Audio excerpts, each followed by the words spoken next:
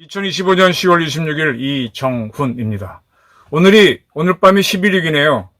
돌이켜보니까 벌써 46년이 흘렀습니다. 박정희 대통령이 궁정동에서 피살된 날입니다. 희한한 사건이 또 벌어지고 있습니다. 지금 대한민국이 사람을 불안하게 만드는 가슴 두근두근한 나라인가요? 가슴이 두근두근한 거는 벅차서 두근두근할 수도 있지만 불안해서 두근두근할 수도 있습니다.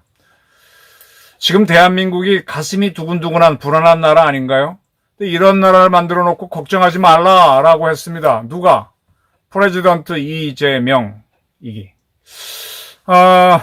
트럼프 미국 대통령이 오고 시진핑 중국 주석이 오고 에이펙 정상회담이 열리는 기간에 정청래를 대표로 한 민주당이 사법부 장악을 위한 그리고 언론 장악을 위한 입법 쿠데타를 할 가능성이 있습니다. 하나씩 설명을 드리겠습니다. 민주당이 에이펙과 한미, 그다음에 한중, 또 미중 정상회담 등등이 있는 사건을 이용해서 독재 권력을 확고히 하기 위한 입법 쿠데타를 하고 있다 이겁니다. 지금 현재 이재명 대통령은 11일인 오늘 아세안 정상회담 참가하기 위해서 말레이시아 쿠알라룸푸르를 방문했습니다. 이미 도착했고요. 그리고 오늘 26일 저녁 쿠알라룸푸르에 있는 동포들하고 만찬을 가진 모양입니다. 간담회라고 나오네요. 거기서 이런 소리를 했습니다.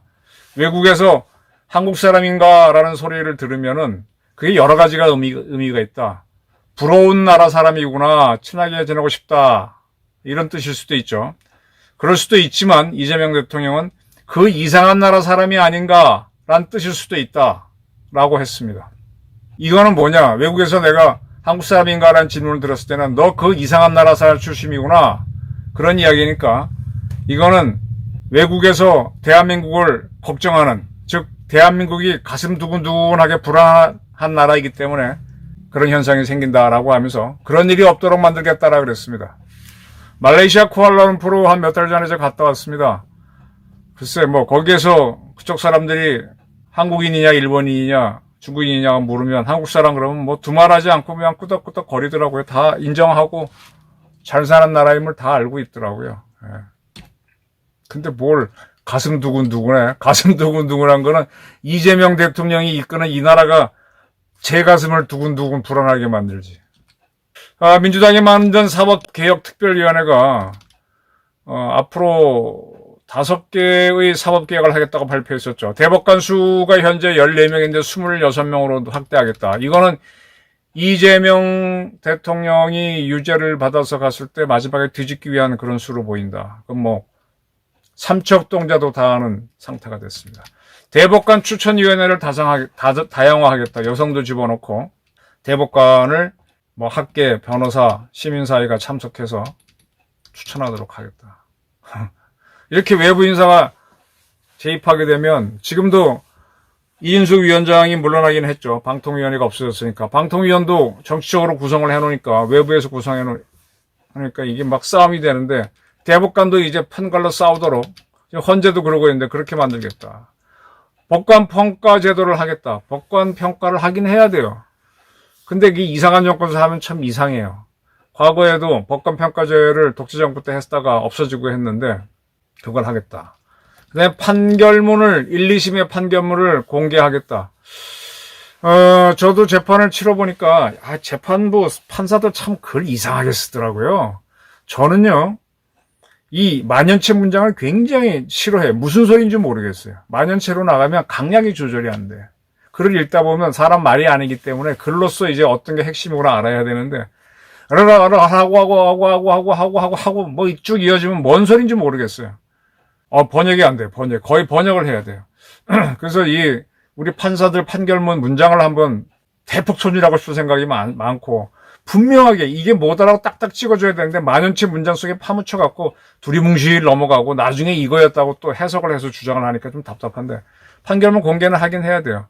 근데 그걸 공개하겠다. 그 다음에 수사기관이 압수수색 영장을 청구하면 판사가 그 피의자를 불러서 수색영장, 압수수색영장 신문을 한 후 발부하도록 하겠다. 이건 뭐 그럴 수도 있습니다.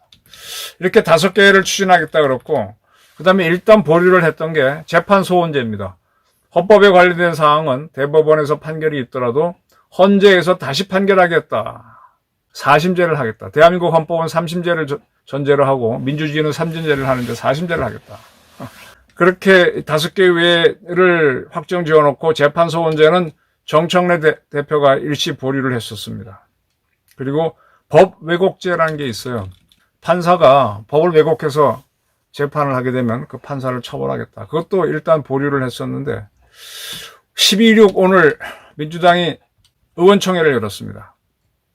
조만간 본회의가 열리는데 본회의를 앞두고 비공개 의원총회를 열었는데 여기에서 무슨 얘기가 나왔냐. 이 5대 사법개혁은 물론 추진하고 그 다음에 4심제 재판소원을 또 추가하고 그 다음에 법 왜곡죄도 집어넣어서 하는데 7개가 되죠. 여기에다가 현직 대통령에 대한 재판을 중지하는 재판중지법을 추가한다라고 했습니다. 그럼 이재명 대통령이 현재 재판을 받고 있죠. 재판을 사법부가 뭐 헌법 몇 조 자기네들이 알아서 해석 개헌을 해서 그 진짜 헌재에 가봐야 되는데 중지했는데 이 재개할 수 없도록 하겠다. 이런 법을 만들겠다. 근데 사실 민주당은요. 이재명 대통령이 선거로 당선된 다음에 취임을 했죠.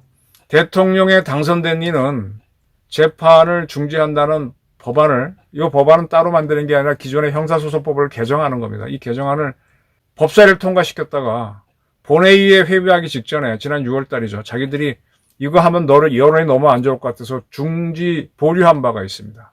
근데 그때는 당선인이 라고 되는데 이번엔 대통령으로 확 찍어서 아예 이재명은 유죄든 무죄든 재판을 안 받는다. 이런 법안을 추구하겠다라는 걸 이번 의총에서 12.6 의총에서 논의했답니다. 그리고 정청래가 이거 왈가왈부 얘기하지 마. 우리 당과 행정부, 그다음에 대통령실이 합의한 것이다. 이렇게 얘기하면서 밀어붙일 태세를 보였습니다. 이 재판 소원제를 하게 되면 이건 상당히 위험합니다. 법 왜곡죄도 앞으로 재판부를 꼼짝 못하게 할 가능성도 있고요. 그다음에 대통령에 대한 재판중지법은 완벽한 독재를 하기 위한 거죠. 근데 이거를 하겠다는 거예요. 여기에 대해서 이제 민주당 의원들이 밀고 의견 제기하니까 입 닫아라 그랬던 것 같아요. 그리고 밖에 얘기하지 마라. 그리고 또 그거 외에도 12.6 의총에서는 몇 가지 더 의안을 얘기한 것 같아요. 허위 조작 정보 근전환을 포함한 범죄 수익 독립 몰수죄 뭐 이런 거.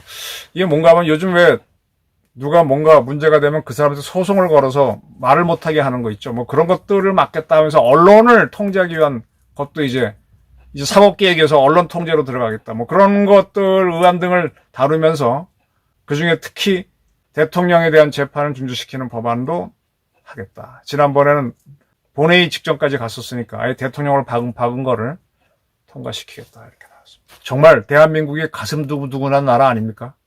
국민소득은 4만 불까지 가서 꽤 잘 사는 나라인데 어떻게 이런 독재를 하겠다고 또 그런 독재를 하도록 한 거는 이재명 대통령이 요구를 해서 이런 조항을 다시 검토하게 됐다고 정청래 대표가 이야기를 했어요. 자기는 5대안만 하려고 했었는데 대통령실에서 요구했으니 이 추가로 2개 논의할 거 플러스 대통령 재판중지법에 대해서는 왈가하지 말라라는 식으로 얘기했답니다. 이게 이제 바깥으로 지금 새어나오고 있습니다. 정말 대한민국의 가슴 두근두근한 나라가 됐는데 이재명 대통령은 말레이시아에 가서 외국에 있는 우리 동포들이 대한민국의 가슴 두근두근한 나라가 돼서 걱정하고 있다. 걱정하지 않도록 만들겠다라는 헛소리를 했습니다. 어떻게 보면 거짓말이죠. 지금 범죄자가 대통령이 된 것도 희한한 세상인데 그래서 가슴이 두근두근한데 그 걱정을 하지 않겠다. 이게 뭔가 하면 이런 법들을 다 통과시켜서 내가 확실하게 내 가슴이 두근두근하지 않도록 지배하겠다. 그 선언 아닌가요? 그걸 에이펙 기간 중에 한미 정상회담, 미중 정상회담, 한중 정상회담 그 일어나는 틈을 이용해서 하겠다는 거 아닌가 싶습니다. 이야, 이래도 되나요? 이런 게 나오는 거는 이재명 정권이 자꾸 위기에 처했다는 거예요.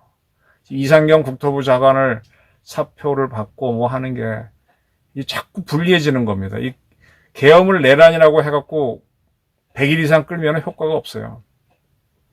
지금 특검에 있던 한 검사가 블랙펄 인베스트먼트 투자자랑 같이 술 먹은 사진도 나오고 뭐 지금 막 엉망진창으로 지금 오히려 꼬리가 잡혀가고 있죠. 자칫하면 이재명 정권이 휘청휘청합니다. 그러니까 초강수로 가기 위해서 국회를 이용하는 권력 장악, 입법 쿠데타를 벌이는 겁니다. 정청래가 앞장을 서겠죠. 민주당 의원들 중에 율사들은 이거 위험하다라고 하는데 대통령실과 얘기된 거니 입 닥쳐라 하고 밀어붙입니다.